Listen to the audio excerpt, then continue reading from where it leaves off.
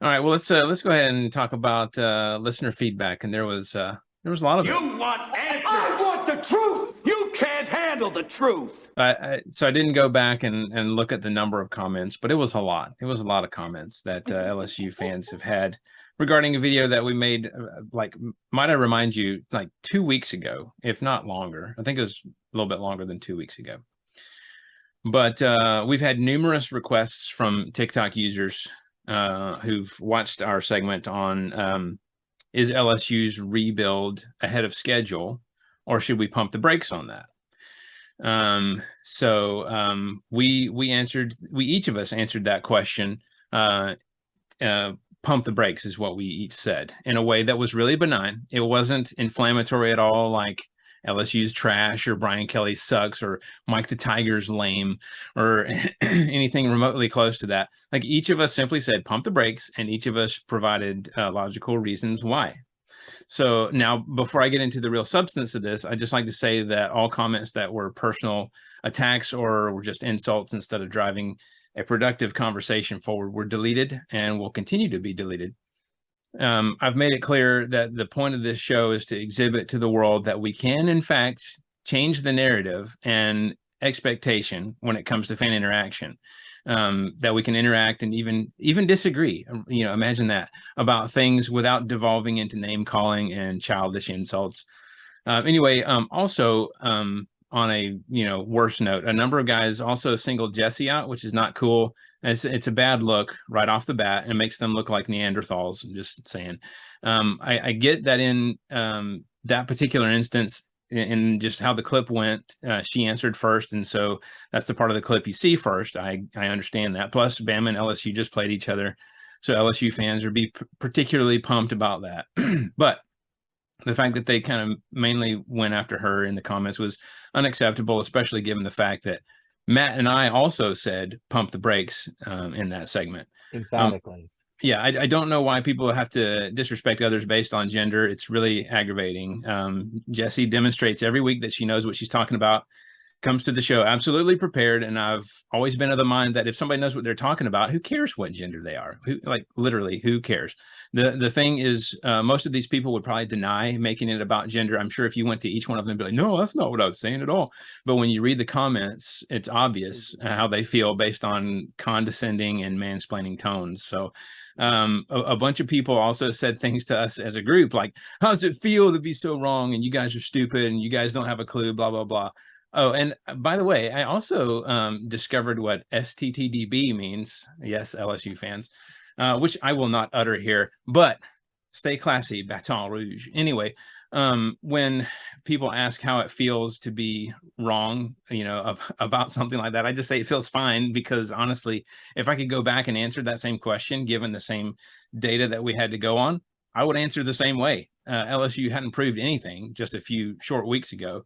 They looked really good in that second half against Ole Miss, but that's literally all we had to go on. I don't take football that personally. I don't think you guys do either, where I brood about being wrong on one of my opinions. Like, good grief, like how sad does your life have to be that you think we just sit around thinking, oh no, I was wrong. How am I going to face the world? Look, okay, LSU is building their program and is ahead of schedule. I think that's become clear now, which is still kind of silly to say after winning a natty just a few years ago. It's like a rebuild. I mean, I think the talent's been there. It's just maybe not necessarily managed well. Anyway, but yes, Brian Kelly's team is ahead of schedule. So kudos to them. And LSU fans have to be thrilled no matter what happens the rest of this season. That's all I'll say. That my opinion about teams, as always, evolves as the season progresses and as teams prove themselves or don't. Do you guys have any other responses? I would I'll agree. defer to Jesse. Yeah, I would agree. As as maybe the only person who's actually sat in the room with Brian Kelly before and interviewed the man and done media with him, LSU fans. He was at Notre Dame, but he was lovely to be in a room with. And he's a very knowledgeable guy. Yes, he's kind of a pain on the sidelines, but I think he's a great coach. I think we've all said the cultural fit was a little weird for us when he came to LSU. But again, yeah, I would have the same opinion. I would think the same thing if I were to go back and look at the data again.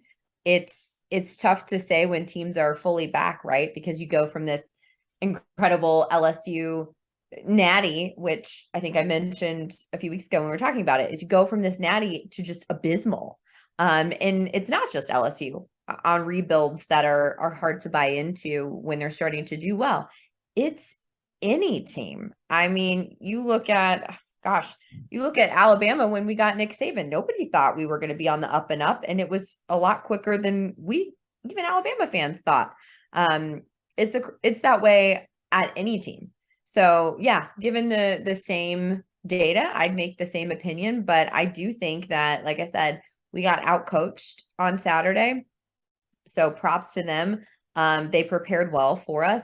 Their fans made a huge difference in Death Valley. They always do.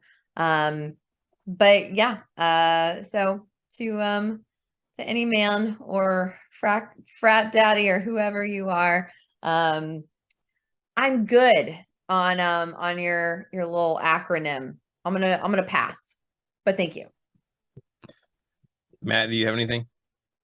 It's a very simple equation. Don't be a jerk. It's It's really really what it boils difficult down for to. some It's people. not complex in any way, shape, or form. Listen, we get on here, and the three of us we aren't getting paid for this. Yeah. We don't make any Yeah. money off this. This is simply just three people getting together to talk football because we enjoy talking football. None of us are looking to make this a career. None of us are looking to blow up. This is just something we do on the side for kicks and giggles. When it becomes an issue where you're telling people to simulate certain acts that involve animals and all kinds of stuff, it's not necessary. I get it. I understand it, but it's not. And I told Wes, I was like, Tennessee's got some acronyms that I thought were a bit much, but boy, that one. Whoo. Yeah. And the other thing that doesn't really G-haul about this is, me and Wes know a good little bit about football. Jesse knows more than both of us put together and then multiplied by 3. So don't sit there and think just because she has different genetic makeup than the two of us that she isn't fully capable of understanding how football works. Not to mention the fact that she actually has the broadcasting background and everything else Right. that goes with it. So really, when you make fun of her for being a woman and talking sports, you're really just showing how much of an asshat you are. Actually, Not to put too fine a point on it. Well, and also if you've been around when somebody says something like that to Jesse in public, it's actually quite hilarious. And you really just don't say anything. You just kind of let her do her thing and let them feel stupid afterwards. Mm-hmm. And so because it's kind of comical. But anyway, yes. So I agree with that sentiment. Matt, you nailed it right on the head. Don't be a jerk. Mm-hmm. So simple. All right. Well, I think, do we have anything else? Jesse, do you have anything else? No. Okay. No. Well, I think we got that response. So there you go, LSU fans. There's the response. So